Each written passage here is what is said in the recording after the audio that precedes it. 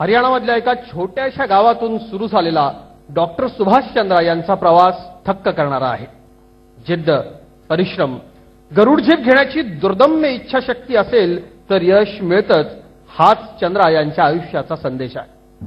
अस्सल भारतीय उद्योजक असलेले डॉक्टर सुभाष चंद्रा यांच्या उद्योग समूहानं आज जागतिक स्तरावर खूप मोठं नाव मिळवलं आहे.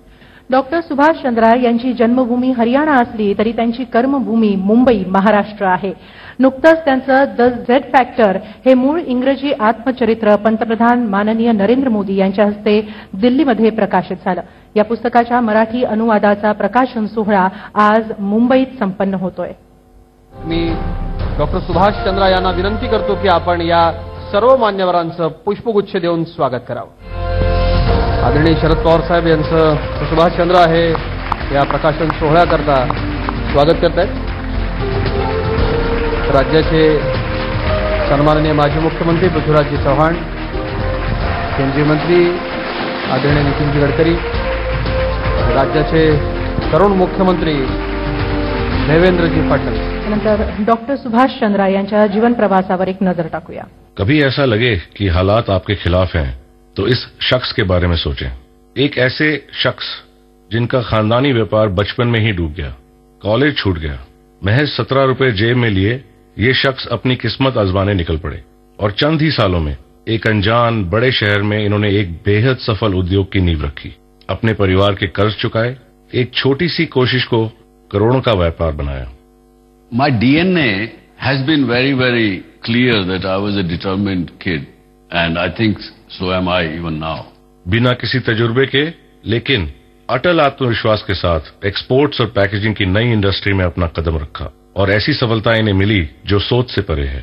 आज दुनिया का हर तीसरा आदमी हर सुबह जो टूथपेस्ट खोलता है उसका ट्यूब इनके ग्रुप की फैक्ट्री बनता है. सफलता के बाद भी नई चुनौतियों का सामना करने की बेताबी कम नहीं हुई. My track record is 9 pioneering businesses in India for the first time, 6 of them successful, 3 of course not successful. देश को वर्ल्ड क्लास एंटरटेनमेंट देना चाहा, भारत को उसका पहला अम्यूजमेंट पार्क दिया. यातायात की दिक्कतों से उतनी सफलता नहीं मिली जितनी उम्मीद थी, पर इन्होंने हार नहीं मानी. भारत के हर घर तक मनोरंजन पहुंचाना अपना मकसद बनाया. भारत के पहले प्राइवेट टीवी चैनल की स्थापना की, हर मुश्किल को मात देकर. उस समय के कड़े नियमों को भी और उस समय के ब्रॉडकास्टिंग कानून में बदलाव लाए. एक नई एंटरटेनमेंट इंडस्ट्री की शुरुआत की जिसमें आज 20 लाख से भी ज्यादा लोग रोजगार कमाते हैं. If your intentions are honorable, the system, the bureaucracy, the polity can delay your things, but they cannot stop you. They don't want to stop you actually. और फिर रातों रात स्टॉक मार्केट के क्रैश में इन्होंने अरबों गंवा दिए, पर क्या इन्होंने हार मानी? My grandfather said कि बेटा अगर अच्छे घुड़सवार बनना है तो घोड़े से गिरना भी सीखो, गिरो पड़ोगे तभी सीखोगे घुड़सवारी. इन्होंने विपाशना से संयम पाया, कुल 2100 किलोमीटर की हाईवे सड़क बिछाई सिर्फ एक दशक के अंदर. जिनकी मान्यता है वसुदेव कुटुंबकम, ये सारा विश्व मेरा परिवार. I am devoting substantial time of mine in socio-economic well-being of the society, India and the global humanity. But I am still asking my colleagues in the business that do whatever business you do now onwards must have a social vision. जो smart city और smart गांव से भरे एक आत्मनिर्भर और प्रतिभाशाली भारत की रचना में रत हैं, ये ना सुनने के आदी नहीं हैं, हर नाकामी को सफलता की सीढ़ी बनाते हैं. इनमें जज्बा है, दृढ़ता है और जमाने को बदलने का जुनून है.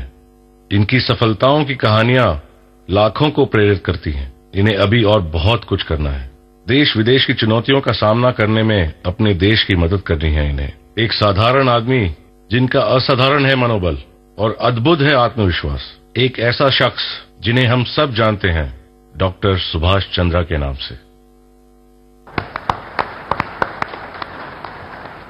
द झी फॅक्टर हे एका ध्येयवेड्या व्यक्तीनं झपाटून जाऊन आपलं ध्येय कसं गाठलं आणि हे करताना इतरांनाही कसं झेप घ्यायला प्रवृत्त केलं, प्रेरित केलं, याचं एक प्रांजळ आत्मकथन आहे. द झेड फॅक्टर हे पुस्तक इंग्रजीत हार्परकॉलिन्स या विख्यात प्रकाशन संस्थेनं प्रकाशित केलंय. त्याचा मराठीतला अनुवाद अमेय इन्स्पायरिंग बुक्स या पुण्यातल्या नामवंत प्रकाशन संस्थेनं केला आहे. या संस्थेचे प्रमुख उल्हास लाटकर यांना मी विनंती करतो की त्यांनी थोडक्यात आपलं मनोगत व्यक्त करावं.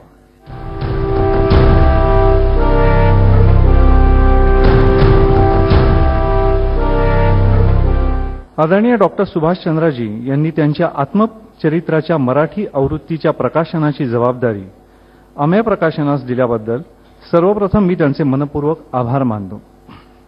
द झेड फॅक्टरची मराठी आवृत्ती इथं मुंबईत प्रकाशित होतीये याचं एक वेगळं औचित्य आहे. मुंबई आणि मराठी भाषेचं आपल्या जीवनात मोठं योगदान आहे असं डॉक्टर सुभाषचंद्रजी मानतात.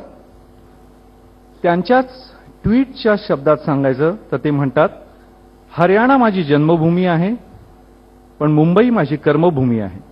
मुंबई म्हणजे स्वप्ननगरी. या महानगरीनं माझ्यासारख्या करोडो लोकांची स्वप्न साकार केली. मी 35 वर्षांपासून मुंबईत राहतो. त्या अर्थानं मी महाराष्ट्रीयनच आहे. मराठी साहित्य, संस्कृती, अस्मितेला सन्मान म्हणून माझ्याकडून ही अल्पशी भेट आहे. पुन्हा एकदा द झेड फॅक्टर या आपल्या आत्मचरित्राच्या मराठी आवृत्तीच्या प्रकाशनाची जबाबदारी अमेय प्रकाशनाला दिल्याबद्दल मी आदरणीय डॉक्टर सुभाषचंद्रजींचे मनपूर्वक आभार मानतो आणि माझं प्रकाशकीय मनोगत संपवतो. धन्यवाद. मी झी 24 तासचे मुख्य संपादक डॉक्टर उदय निरगुडकर यांना विनंती करते की त्यांनी अनुवादकांचे मनोगत मांडावे.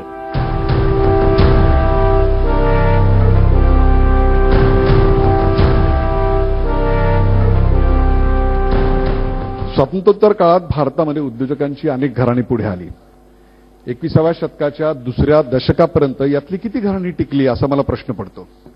अनेक उद्योजक घराणी आज आपल्याला कोसळताना दिसतात. यापैकी काहींना विकासाचा दर राखता आला नाही, तर काहींना काळाबरोबर जुळवून घेता आलं नाही. स्वातंत्र्याआधीचा काळ, स्वातंत्र्यानंतरचा काळ आणि आता जागतिकीकरण या तिन्ही टप्प्यामध्ये फार कमी उद्योजक आणि उद्योग घराणी आपल्याकडे टिकली, वर्धिष्णू. मित्रांनो, व्यवसाय हा कष्टानं उभारावा लागतो, चातुर्य दाखवून तो वाढवावा लागतो, व्यवस्थेशी संघर्ष करावा लागतो, अप्रिय गोष्टी सहन कराव्या लागतात. हे ज्या घराण्यांना उमगलं ते टिकले. निद्रिस्त भारत ते स्वप्नाळू भारत आणि स्वप्नाळू भारत ते महत्वाकांक्षी भारत अशी आपल्या देशाची टप्प्याटप्प्यानं प्रगती होत असताना या घराण्यांनी आपापल्या परीनं त्यात सहभाग घेतला. या सगळ्याचा अत्यंत समग्र आणि स्पष्ट आढावा अत्यंत गरजेचा असतो. डॉक्टर सुभाषचंद्र यांच्या the Z factor, my journey as the wrong man at the right time या पुस्तकात लख्खपणे आलेला आहे. त्यातल्या गुणदोषासकट आयुष्यात जे केलं ते सगळं काही बरोबर होतं असा दावा डॉक्टर सुभाषचंद्रांनी या पुस्तकात मुळीच केलेला नाही. परंतु जे केलं ते लिहिण्याचा प्रामाणिकपणा जो अत्यंत आपल्याकडे दुर्मिळ आहे तो मात्र त्यांनी दाखवलेला आहे. मित्रांनो, एकतर मराठीमध्ये आपल्याकडे उद्योजकीय साहित्य अत्यंत कमी, त्यातही एक 90 वर्ष 90 इयर्स टिकलेला उद्योग समूह, त्याची उभारणी अथपासून कशी झाली, 5 पिढ्यांनी 5 जनरेशन्स उद्योजकतेची मूल्य आपल्याकडे कशी टिकवली, कास कशी धरली, त्याहीपेक्षा सुद्धा इतर घराण्यात न दिसणारी गोष्ट म्हणजे हे सगळं कुटुंब एकत्र कसं राहिलं.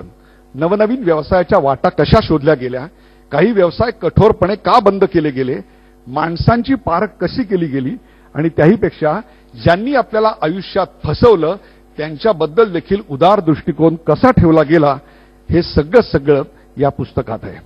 त्यामुळे 17 रुपये घेऊन 17व्या वर्षी सुरू केलेला हा प्रवास हा एक प्रकारे आज त्याचं वर्तुळ पूर्ण होतंय. ते वर्तुळ आज मराठीमध्ये आम्ही पूर्ण करत आहोत, याचा मला विशेष अभिमान आहे. जय हिंद, जय महाराष्ट्र. धन्यवाद डॉक्टर उदय निरगुडकरजी.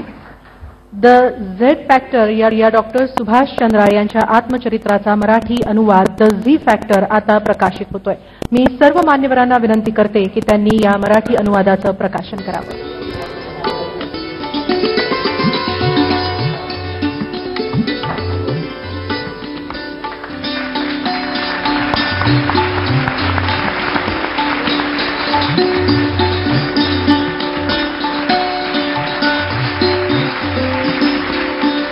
धन्यवाद. सर्व मान्यवरांचे आभार. यानंतर मी माननीय माजी मुख्यमंत्री पृथ्वीराज चव्हाण यांना विनंती करते की त्यांनी आपलं मनोगत मांडावं. सन्माननीय व्यासपीठ, डॉक्टर सुभाषचंद्र, सन्माननीय निमंत्रित मित्रांनो, आज डॉक्टर सुभाषचंद्र यांच्या इंग्रजी पुस्तकाचा मराठीतील अनुवाद द झी फॅक्टर हा मराठी वाचकांना सादर होत आहे. खरोखरीच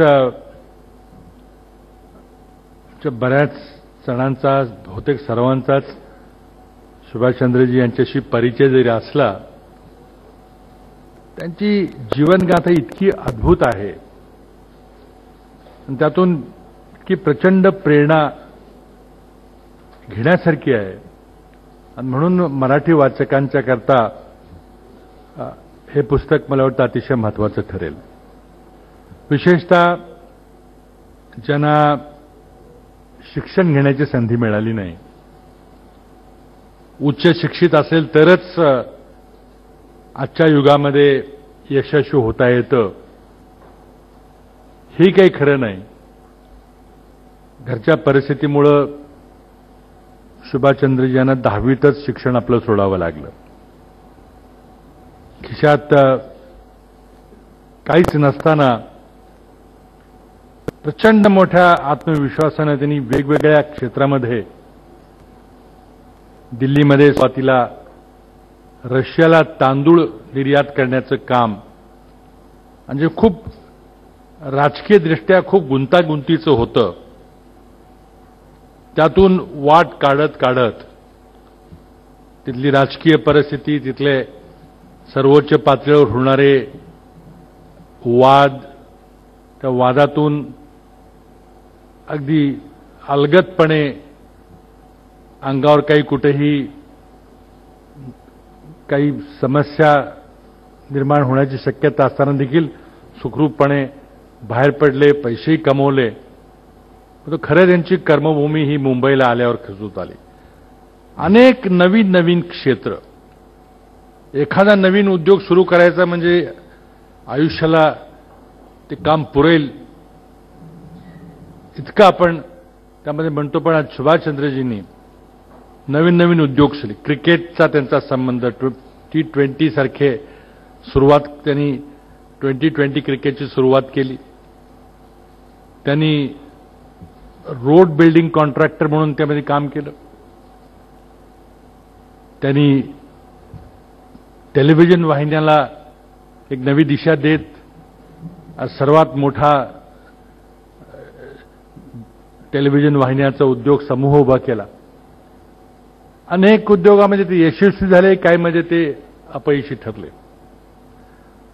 आज ते एक मोठ्या टेलिव्हिजन वाहिनीचे मालक आहेत, पण त्याचा वापर ते आज मॅनेजमेंट गुरु म्हणून करतायत.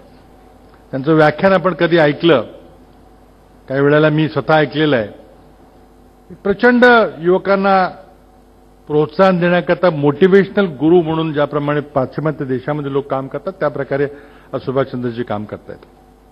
आयुष्यामध्ये त्यांनी खूप चढउतार पाहिले. म्हणजे चढउताराची व्याख्याच करणं अवघड आहे. त्यांच्या समभागाची किंमत 1500 रुपये झाली होती आणि त्यांनी ते समभाग जर विकले असते तर बहुतेक अब्जाधीश होणं काय अवघड नव्हतं. उलट काही नियतकालिकांनी इंडियाज रिचेस्ट मॅन म्हणून त्यांची व्याख्या केली होती, वर्णन केलं होतं. आणि बघता बघता एका वर्षात त्या समभागांची किंमत 1560 रुपयावर आली. इतका मोठा तोटा एका वर्षभरामध्ये सहन केला. त्यातून बरेच ते काही शिकले आणि पुन्हा नव्या दमानं उभं राहून अनेक क्षेत्रामध्ये अत्यंत नेत्रदीपक काम केलेलं आहे. इतकंच काय, ते आज ते एका विशिष्ट टप्प्यावर येऊन पोहोचलेले आहेत. ते राज्यसभेचे खासदार झालेले आहेत आणि त्यांची राज्यसभेच्या खासदारकीची निवडणूक ही तितकीच अद्भुत होती जितकं त्यांचं जीवन झालं.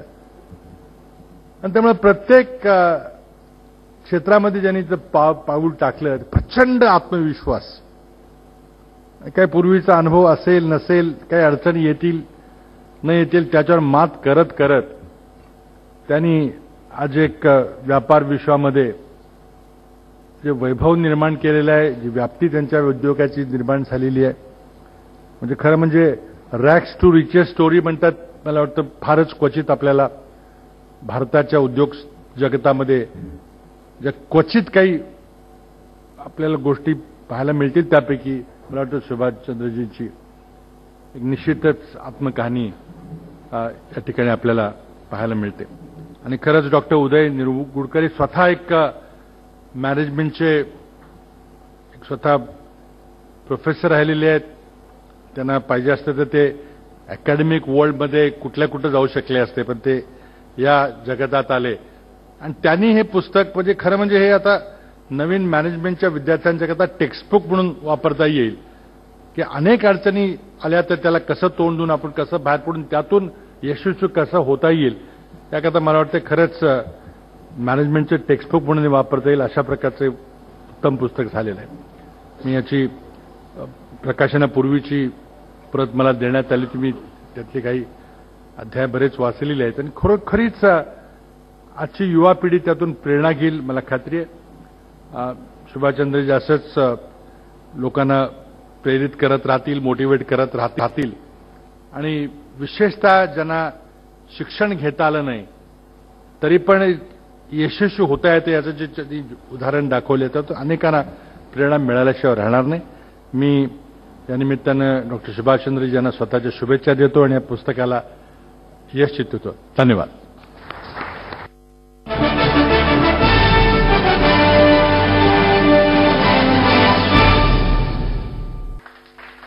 ज्यांना नुकताच पद्मविभूषण पुरस्कार जाहीर झाला आहे ते माजी केंद्रीय मंत्री माननीय शरद पवार यांना मी विनंती करते की त्यांनी आपलं मनोगत व्यक्त करावं. सन्माननीय व्यासपीठ आणि उपस्थित सहकारी बंधू भगिनींनो, झेड फॅक्टर एक अतिशय वाचनीय अशा प्रकारचं आत्मचरित्र आज मराठीमध्ये प्रसिद्ध होत आहे आणि हे आत्मचित्र एका अवलियाचं आहे. या अवलियाची माझी भेट 35 वर्षाच्या पूर्वी झाली. आमचे एक मित्र होते दिल्लीमध्ये, अजूनही आहेत, त्यांचं नाव विजय धर. आणि विजय धरने एकदा माझी ओळख करून दिली की ग्रस्त अलीकडेच तांदूळाच्या निर्यातीमध्ये सहभागी झालेले आहेत आणि चांगला धंदा करतात. महाराष्ट्रामध्ये जायची इच्छा आहे आणि महाराष्ट्रामध्ये जायचं असेल तर तुमच्याशी स्नेह ठेवलेला बरा या हितानं तुमची मी या ठिकाणी ओळख करून देतो. आपण हे पुस्तक वाचायच्या नंतर तो सवन कालखंड त्यांनी मोकळेपणाने त्या ठिकाणी दिलेला आहे. ते मुंबईमध्ये आले, पॅकेजिंगच्या क्षेत्रामध्ये आले आणि त्यानंतर एक मोठी जमीन सहजपणानं अतिशय कमी किमतीमध्ये घेण्याच्यासाठी ते यशस्वी झाले. त्यांचं एक वैशिष्ट्य होतं की मित्रत्व करायचं असेल तर मित्रत्व सुद्धा टोकापर्यंत करणार आणि संघर्ष करायचा असेल तर काही हातचा न राखता संघर्ष करणार हे त्यांचं वैशिष्ट्य होतं. आणि माझ्या बाबतीत संघर्षही झाला आणि मित्रत्वही झालं. हे त्यांचं चरित्र वाचल्याच्या नंतर बऱ्याच ठिकाणी माझा उल्लेख केला आहे आणि तो विशेषतः संघर्षाच्या संबंधीचा आहे. त्यांनी इथं आल्याच्या नंतर SL वर काढायचा निर्णय घेतला. ते माझ्याकडे आले. दिल्लीवरनं सूचना होती. त्या काळामध्ये साधारणतः दिल्लीची सूचना आल्यानंतर मुख्यमंत्र्यांना नाही म्हणता येत नव्हतं आणि ती त्यांची सूचना स्वीकारली. मी त्यांच्याशी बोललो, त्यांना परवानगी देऊन टाकली. जिथून सूचना आली तिथं मी त्यांना विचारलं की परवानगी आणि बाकीचं सगळं सहकार्य मी देईन, काही अन्य सूचना आहेत का? त्यांनी सांगितलं की सूचना नाहीत, पण कुठल्याही प्रकारची सवलत द्यायची नाही. आणि सवलत द्यायची नाही म्हटल्याच्या नंतर एंटरटेनमेंट टॅक्स जो असतो तो एंटरटेनमेंट टॅक्स जसा थिएटरमध्ये असतो तो एसएल वरला सुद्धा लावला आणि ती गोष्ट काही त्याला पसंत पडली नव्हती आणि त्यांनी आमच्याशी संघर्ष करायला सुरुवात केली. दुसरा एक प्रसंग असा होता की ज्याचा उल्लेख या ठिकाणी आत्ता पृथ्वीराज चव्हाणांनी केला. माझ्याकडे BCCIची जबाबदारी आली आणि माझे एक सहकारी वादग्रस्त ग्रस्त आहेत, त्यांचं नाव ललित मोदी. आणि ललित मोदींनी एक दिवशी माझ्यापुढे प्रस्ताव आणला इंडियन प्रीमियर लीग IPL ही सुरू करण्याच्या संबंधीची. आणि नेमका तसाच प्रस्ताव सुभाषचंद्रांनी आधी आमच्याकडे दिलेला होता. सुभाषचंद्रांची अपेक्षा होती की त्यांचा प्रस्ताव मी मान्य केला पाहिजे. माझ्यापुढे प्रस्ताव होता की BCCIचा मी अध्यक्ष. BCCIने प्रस्ताव आणला.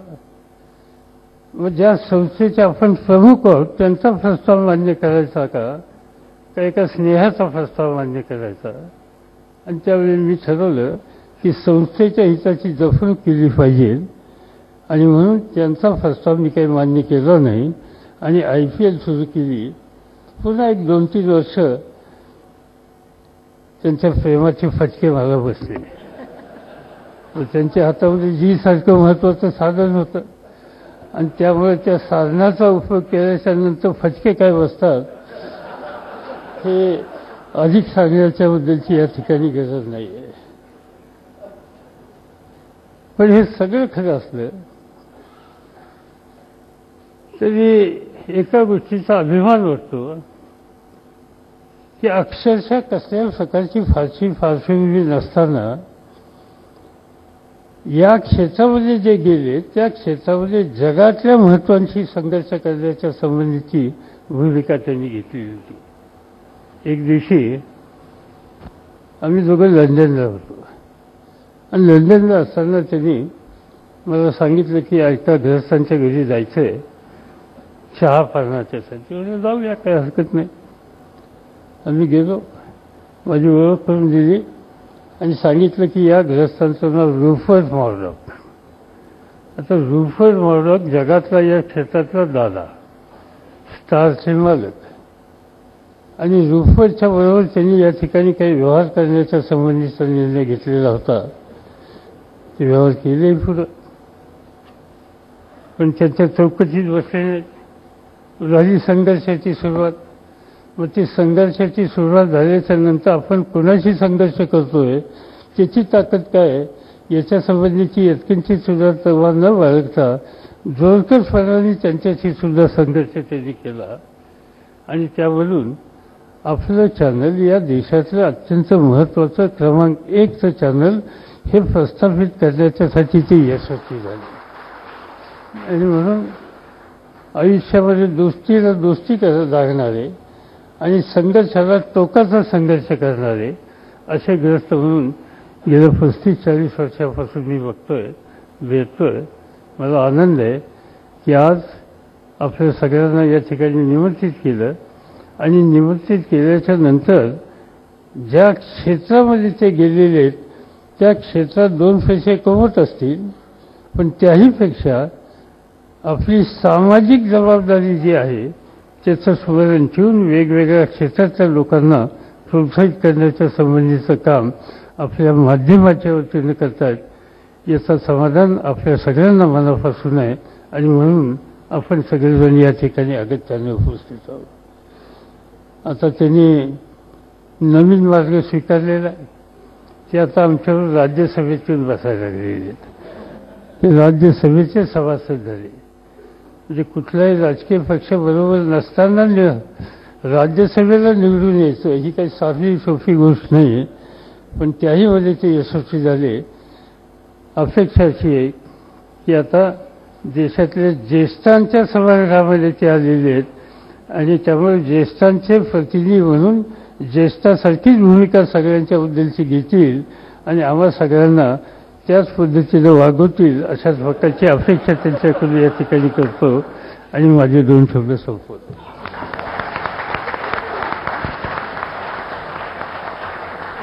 धन्यवाद पवार साहेब.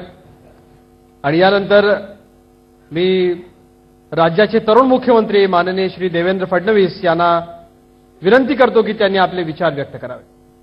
मी सर्वप्रथम या ठिकाणी सुभाषचंद्रजींचं अभिनंदन करतो की अतिशय प्रांजळपणे आपल्या जीवनाची वाटचाल या झी फॅक्टरच्या माध्यमातून त्यांनी आपल्या सर्वांसमोर आणली. काही वेळापूर्वी याच ठिकाणी अनन्य सोहळा झाला आणि या सोहळ्यामध्ये आपण बघितलं की सामान्य माणसं असामान्य काम कसं करू शकतात आणि सामान्य माणसाच्या असामान्य कार्याने आपल्याला किती प्रेरणा मिळू शकते. मला असं वाटतं की अशा प्रकारचा सोहळा हा करण्याची जी काही प्रेरणा झी 24 तासला मिळाली असेल ती सुभाषचंद्रजींच्या वाटचालीमुळेच त्यांच्या जीवनचरित्रामुळेच मिळाली असेल. कारण अतिशय सामान्य असलेला हा व्यक्ती ज्याचा उल्लेख अनेक वेळा आला की 17 रुपये घेऊन बाहेर पडतो आणि त्यातनं इतका मोठा उद्योग समूह या ठिकाणी निर्मित करतो. शेवटी जे आव्हानांना आव्हान देऊ शकतात तेच जीवनामध्ये मोठे होतात. तर म्हणजे पृथ्वीराज चव्हाण साहेब किंवा पवार साहेब किंवा गडकरी साहेब देखील हे त्यांच्याबद्दल अधिक सांगू शकतात कारण त्यांचा बराच समकालीन प्रवास हा त्यांच्यासोबत झालेला आहे. पवार साहेबांनी तर अनेक अनुभव देखील आपल्यासमोर या ठिकाणी सांगितलेले आहेत. पण या आत्मचरित्रात सगळ्यात महत्त्वाचं जर काही असेल तर अनेक वेळा व्यक्ती आत्मचरित्र लिहितो ते आत्मगौरवाकरता आणि त्याच्यामध्ये अधिक भाग हा आत्मगौरवाचा असतो आणि थोडासा भाग हा एखादा फेलियर असेल तर त्या संदर्भात असतो. पण हे आत्मचरित्र जर आपण बघितलं तर याच्यामध्ये आपल्या जीवनातला प्रत्येक पराभव हाही त्या ठिकाणी लिहिण्यात आलाय आणि प्रत्येक विजय हाही लिहिण्यात आलाय. काय चुकलं हेही लिहिलंय आणि काय बरोबर होतं हेही लिहिलंय. आणि मला असं वाटतं की एक एक गोष्ट त्यात ज्यावेळेस आपल्याला ती पाहायला मिळते एक प्रकारे जे कोणी करत नाही अशा गोष्टी करण्याची ताकद अशा गोष्टी करण्याची प्रेरणा ही सुभाषचंद्रजींना वारंवार मिळाली आणि म्हणूनच खऱ्या अर्थानं ते मोठे होऊ शकले. ते जर शेवटी एका बिझनेस फॅमिलीतले होते, बिझनेस जरी बंद झाला असला तरी अनुभव होता, त्यामुळे त्या मार्गाने गेले असते, साध्या मार्गाने गेले असते तरी ते एक बिझनेसमन झाले असते. पण आज जेवढे यशस्वी आणि जेवढ्या वेगवेगळ्या फील्डमध्ये ते झाले तेवढ्या वेगवेगळ्या फील्डमध्ये कदाचित झाले नसते, एवढे मोठे होऊ शकले नसते. पण ज्या काळामध्ये खाजगी वाहिनी हा प्रकार नव्हता, त्याकरता लेजिस्लेशन नव्हतं, त्यांनी त्यांच्या आत्मचरित्रातच लिहिलं आहे की मी नियम तोडून या ठिकाणी वाहिनी तयार केली कारण माझं कन्व्हिक्शन होतं की याची आवश्यकता आहे आणि मला हे माहिती होतं की आपण जर सुरुवात केली तर निश्चितपणे अशा प्रकारच्या परवानग्या मिळतील, तशा प्रकारच्या व्यवस्था सरकारला उभ्या कराव्या लागतील. आतापर्यंत कोणी हा प्रयत्नच केला नाही म्हणून या परवानग्या आल्या नाहीत आणि म्हणून त्यांनी ती वाहिनी उभी केली आणि त्यातनं खऱ्या अर्थानं एक मोठं क्षेत्र हे त्या ठिकाणी उघड झालं. आणि हे करत असताना ते आंतरराष्ट्रीय स्तरावर गेली. अगदी पाकिस्तानमध्ये देखील झी टीव्ही म्हणजे पाकिस्तानच्या तथाकथित लोकशाहीमध्ये पहिल्यांदा सर्व पक्षांना टीव्हीवर जर स्थान कोणी दिलं असेल तर ते झी टीव्हीने त्या काळामध्ये दिलं हे देखील आपल्याला त्याच्यामध्ये पाहायला मिळतं. आणि मला असं वाटतं की ही देखील एक अत्यंत मोठी गोष्ट, कारण अशा ठिकाणी एखादा चॅनल चालवणं हे किती कठीण काम होतं हे आपल्याला वेगळं सांगण्याची आवश्यकता नाही आहे. किंवा अगदी आपण एसएल वर्ल्डचा अनुभव घेतला तरी या एंटरटेनमेंटच्या क्षेत्रामध्ये इतकी मोठी गुंतवणूक ही त्या काळामध्ये करणं हे अत्यंत कठीण काम होतं आणि त्याचा उल्लेख त्यांनी केला आहे. आणि साहजिकच आहे की म्हणजे मी देखील सरकारमध्ये आहे, आम्हाला असं लक्षात आलं की कोणी 2 पैसे कमवू शकतो की त्यातले 4 पैसे कसे काढायचे अशी टॅक्स सिस्टीम आणल्याशिवाय आम्ही राहत नाही, त्याशिवाय आम्हाला ते बरं वाटत नाही. म्हणजे हे कुठलेच सरकार त्याला अपवाद नाही, आमचंही नाही, कोणीच नाही. कारण आम्हाला असं वाटतं की जास्तीत जास्त काम मिळवला पाहिजे आणि त्यातनं जे काही गरिबाच्या कल्याणाच्या योजना आहेत त्या केल्या पाहिजे. आणि म्हणून त्याच्यामध्ये मग 50 रुपयाचं तिकिटावर 75 रुपयाचा टॅक्स आणि अशाही परिस्थितीमध्ये एसएल वर्ल्ड मला असं वाटतं की पहिला अशा प्रकारचं पूर्णपणे हा एंटरटेनमेंट पार्क हा यशस्वी करून दाखवण्याचं काम त्यांनी केलं. किंवा टूथपेस्टच्या इंडस्ट्रीमध्ये देखील आपण बघितलं असेल की इतक्या अडचणींचा सामना करत असताना त्याच्यातलं इनोव्हेशन आणि अतिशय दिग्गज अशा मल्टीनॅशनल कंपन्यांची स्पर्धा करून त्यांच्याशी प्रसंगी वादविवाद 2-2 हात करून त्यांच्यासोबत लढाई करून आणि आज जगातली सगळ्यात मोठी कंपनी ही त्या ठिकाणी एस्टॅब्लिश करण्याचं काम केलं. म्हणून आपण बघितलं तर एकेका उद्योगामध्ये काम करत असताना खऱ्या अर्थानं आव्हानांना आव्हान देण्याचं काम हे त्यांनी केलं आणि म्हणूनच मला असं वाटतं की ते इतके मोठे होऊ शकले. आणि हे करताना आपण मगाशी त्यांच्या मनोगतातही पाहिलं. त्यांनी सांगितलं 9 उद्योग काढले, 6 उद्योग यशस्वी झाले आणि 3 उद्योग ठातच अयशस्वी झाले असं त्यांनी स्वतःच्याच तोंडाने सांगितलं. आणि या पुस्तकात तर प्रत्येक फेलियर जे आहे ते अतिशय त्यांनी चांगल्या प्रकारे अधोरेखित केलं आहे. म्हणून मगाशी त्याचा उल्लेख झाला की खऱ्या अर्थानं नवीन उद्योजकांना एक चांगली प्रेरणा यातनं मिळू शकते की कुठल्या बाबी केल्या पाहिजेत, कुठल्या बाबी करू नये, कुठे आपलं फेलियर होतं. आणि हे करत असताना देशातल्या जगातल्या अत्यंत मोठ्या मोठ्या लोकांशी जे काही संबंध आले त्या संबंधात जे वाद झाले तेही त्यांनी अतिशय स्पष्टपणे याच्यामध्ये लिहिले आहेत. जे चांगले झाले त्यानंतर ज्यांच्याशी पुन्हा संबंध चांगले झाले या सगळ्या गोष्टी मला असं वाटतं त्यांनी याच्यात लिहिलेल्या आहेत. पण एक गोष्ट अत्यंत महत्वाची त्याच्यामध्ये आपल्याला पाहायला मिळते की त्यांनी सांगितलं की मगाशी त्याचा उल्लेख झाला आपल्या कमाईतले 10% पैसा हा सामाजिक कार्यावर लावायचा. त्यातनं त्यांनी एकल विद्यालय असतील, मुलांचं शिक्षण असेल, असे विविध समाजोपयोगी कामं केले. पण त्यातलं महत्वाचं असं की वडिलांनी एक दिवस सांगितलं की कमाई ही केवळ आर्थिक नसते, ती बौद्धिक देखील असते. आणि त्यामुळे तो आर्थिक कमाईतले 10% पैसे लावतोय असे ठीक आहे, पण हे जे काही अनुभव मिळवले आहेत, ही जी काही बुद्धी आहे, जी काही ज्ञान आहे ते ज्ञान लोकांपर्यंत पोहोचवतोयस की नाही, ती कमाई देखील लोकांपर्यंत पोहोचली पाहिजे. आणि त्यातनं मग त्यांनी जो काही एक संवाद साधण्याचा एक कार्यक्रम सुरू केला आणि इतक्या मोठ्या प्रमाणात युवकांशी संवादाचा कार्यक्रम त्यांनी सुरू केला, अत्यंत यशस्वी. ही मीडियाचे आभार मानून माझं बोलणं संपवतो. जय हिंद, जय महाराष्ट्र.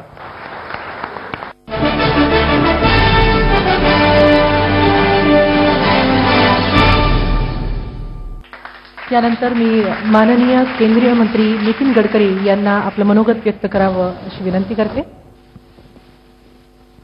आदरणीय व्यासपीठ आणि बंधूंनो आणि भगिनींनो, सुभाषचंद्रांचा आणि माझा अतिशय जवळचा परिचय जवळपास 30 वर्षापासून आहे. मला असं वाटतं की मीच धाडसी निर्णय घेणं, चुकीचे निर्णय घेण्याचं डेअरिंग करू शकतो, पण हे माझ्यापेक्षा 10 पटींनी असे निर्णय घेण्यामध्ये तरबेज आहेत हे मी अतिशय जवळून बघितलं. त्यांनी रोड सेक्टरमध्ये काम केलं. एकदा माझ्याकडे मीटिंग झाली.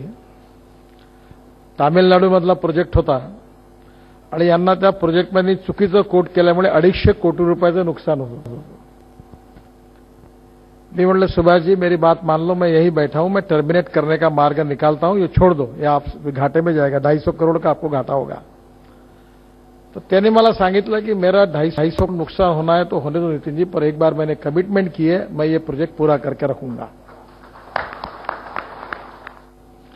म्हणजे कुठल्याही याच्यामध्ये एंटरप्रिनरशिप, टेक्नॉलॉजी, इनोव्हेशन आणि रिसर्च या चारही गोष्टीमध्ये त्यांच्या जीवनामध्ये त्यांनी या चारही गोष्टी आत्मसात केल्या. त्यांची तांदूळ निर्यात करण्यापासून सुरुवात झाली रशियामध्ये.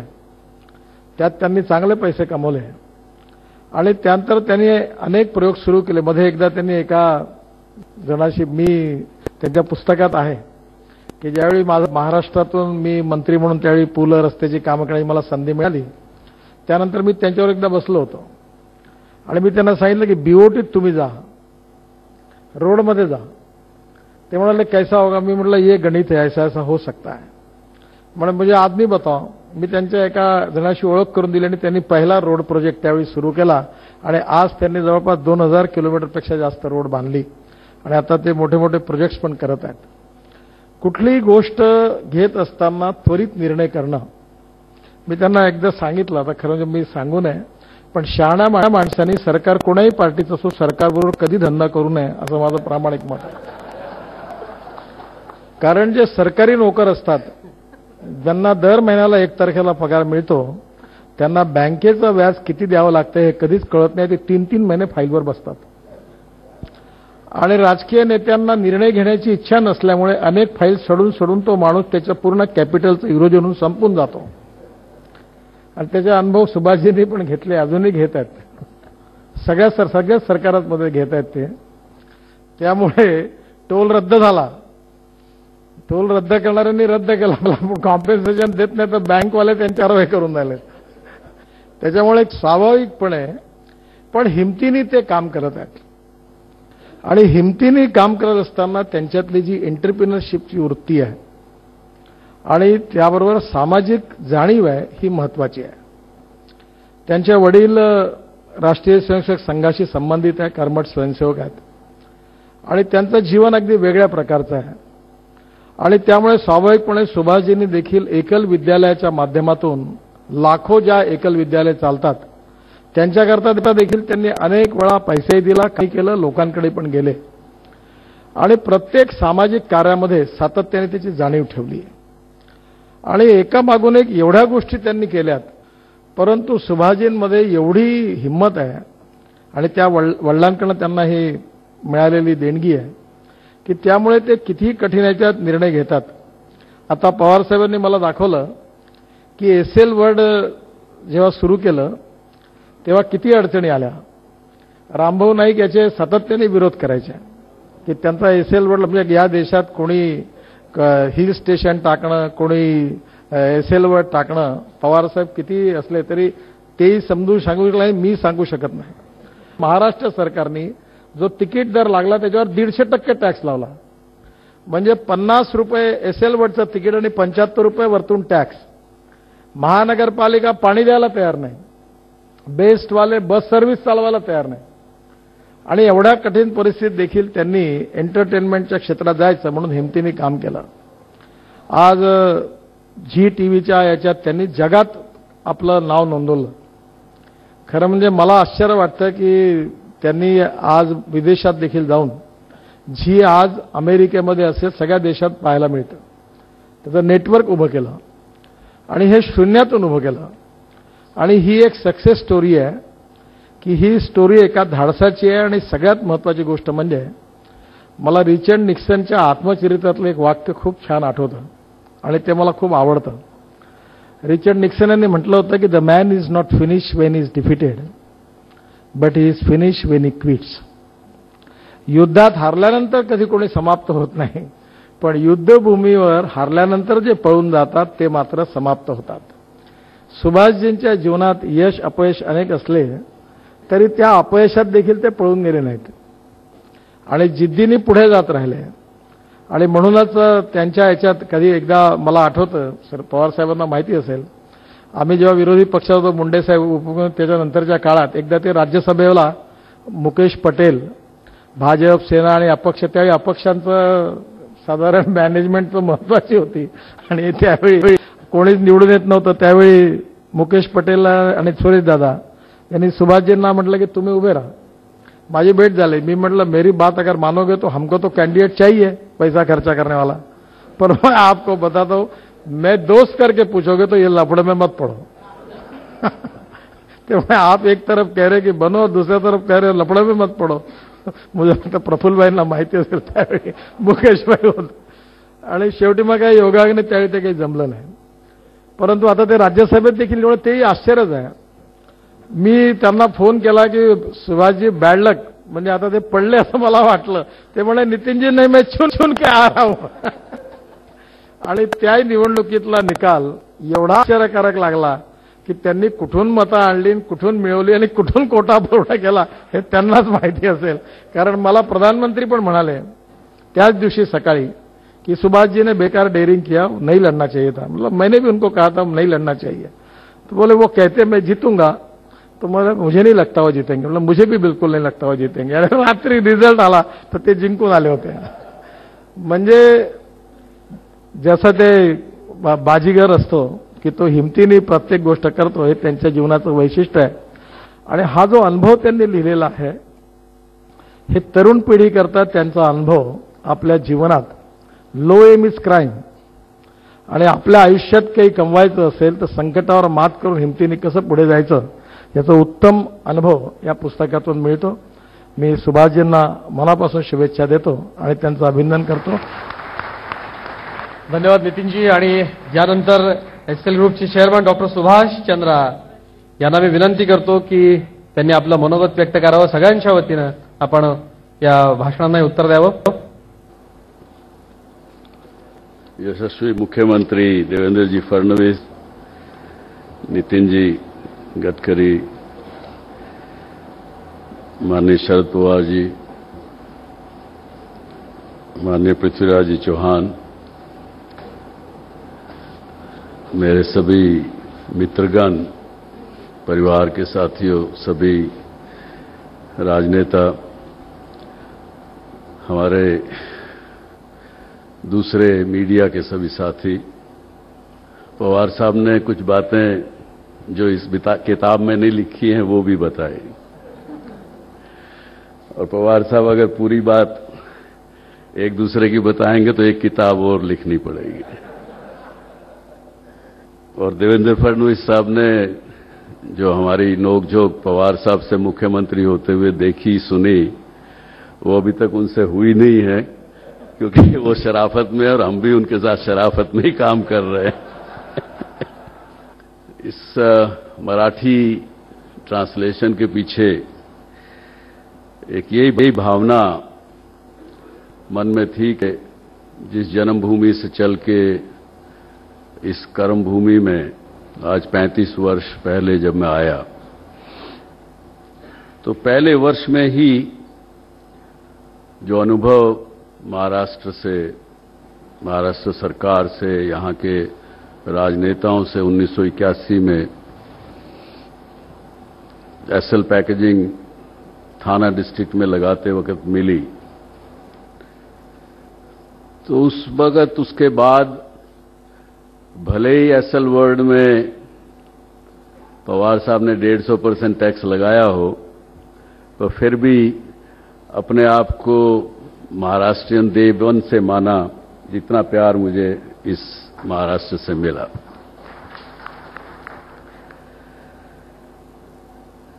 आज उसी का एक कारण है कि एसएल ग्रुप में हम 4 भाइयों के बीच में जितने बिजनेसेस हैं उसमें लगभग 40,000 लोग आज काम करते हैं.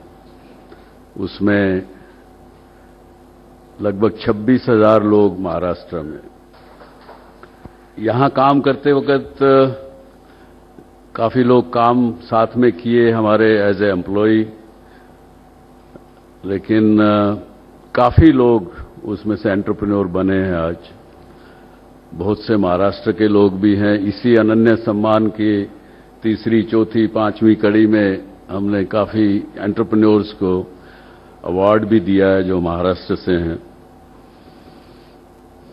और एक ही प्रयास रहता है मेरे को आपसे, I expect myself to do the maximum, I push myself to the maximum to give my best, and same I expect from my people.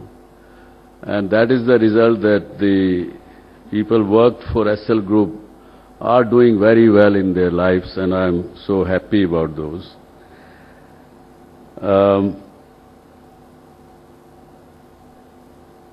I want this book to go to Maharashtra's youth, and we have today Pradeep Ji Lokhande in the audience. Pradeep Ji, are you here? Yeah, will you come please? He is running a 3700 public library Maharashtra में पूरे चलाते हैं. तो I would like to not only आपका अभिनंदन, लेकिन आपको यदि इस किताब की कितनी भी 3700 प्रति चाहिए या जितनी भी चाहिए आप हमसे ले सकते हैं. हम आपको, we will be happy to present you free of cost. इससे ज्यादा बहुत कुछ आज बोलने के लिए पहले वक्ताओं ने छोड़ा नहीं मेरे लिए, और यही जैसा फडणवीस साहब ने कहा कि जब मेरे पिताजी ने 4 वर्ष पहले कहा कि अपना साथ साथ अपना एक्सपीरियंस भी बांटो, तो ये किताब भी उसी की शुरुआत थी कि अगर मेरा एक्सपीरियंस से लोग सीख सकें, युवा लोग सीख सकें, तो मेरा काम करना सफल होगा 50 वर्ष का और आगे आने वाले समय का भी।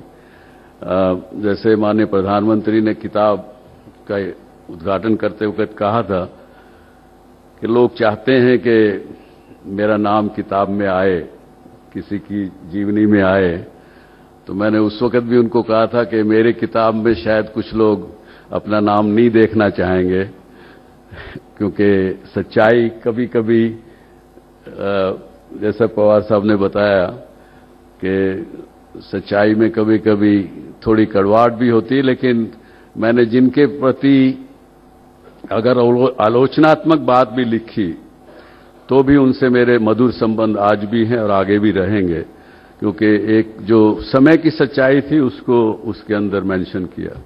आप सब लोगों ने इतना प्यार से यहां आए, इतना समय दिया, उसके लिए बहुत आभारी हूं। जय हिंद, जय भारत। धन्यवाद डॉक्टर सुभाष चंद्रा जी।